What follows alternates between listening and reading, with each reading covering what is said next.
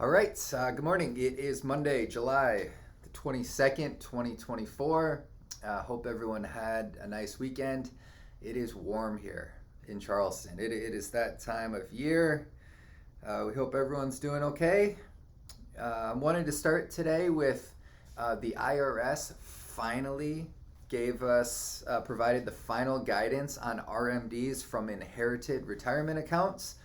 We've been talking about this for a number of years, but just to rewind, the original Secure Act in 2019 really changed a lot of the retirement planning landscape. It changed a lot of rules, but no more so than this 10-year rule. Okay, so 10-year rule for what they call non-eligible beneficiaries. And in terms of it's a lot of technical language, but largely it means if you are inheriting an account from someone other than your spouse. Okay, so it's easy if your spouse passes away, like the rules are much more easy. You can roll it into your own IRA. You can do a couple other things, but if you're inheriting an account from someone other than your spouse. And again, there are some little provisions, but largely non-eligible beneficiaries. You have this 10-year rule. Okay, so when the Secure Act was released, everyone thought, okay, that's fine. We have 10 years. You probably want to do some smart tax planning and maybe break it up into tenths, but you could just kind of wait all the way to year 10, and then in 2022.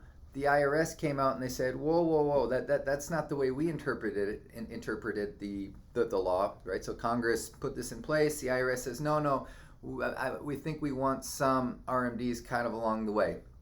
And we've been waiting for it. It's halfway through 2024, right? So the IRS, they came in and they said, all right, well, we're going to waive RMDs in 2022, 2023, 2024. And so last week we finally received the final guidance where beginning in 2025 we will need to take RMDs, a small amount throughout the 10-year period. No penalties or anything. That again, they waived the RMDs the last 3 years, but and then by year 10 a non-eligible beneficiary will indeed need to withdraw the entire account balance by the end of year 10.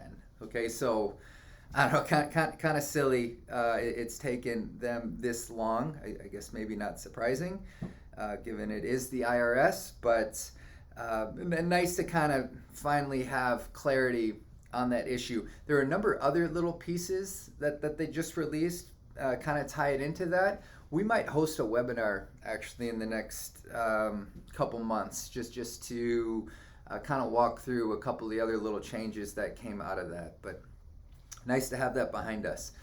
Markets last week, very mixed. Okay, so you had U.S. small caps have a really strong week.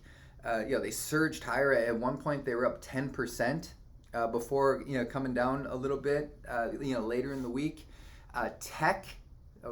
Technology kind of across the board had a very poor week. All right, so you had small caps up a bunch, you had some value up a bunch, but tech was down. The Nasdaq about 4% last week, so not a great week there. This should come as no surprise to anyone. Just kind of a couple points I have, like just looking at simple valuations, the run that tech has had, which has been great. Awesome. Like you want to participate in that. You definitely want to own some tech.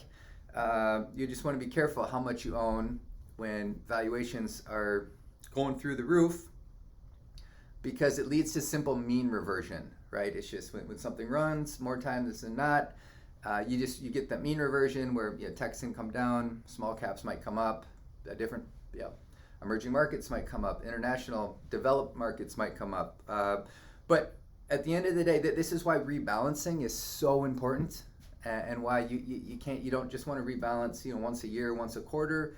Having a process in place where we use tolerance bands where you gauge kind of like an acceptable range for any said position, and then we just receive alerts when something's run too far or down a little bit. So rebalancing just so important. So on tap this week we have second quarter GDP, so gross domestic product. We'll see what that brings, and maybe more importantly, we receive the June PCE data, right? So that is the Fed's preferred inflation metric. So all eyes will be on that, especially as kind of the whispers of potential rate cuts kind of later through this year.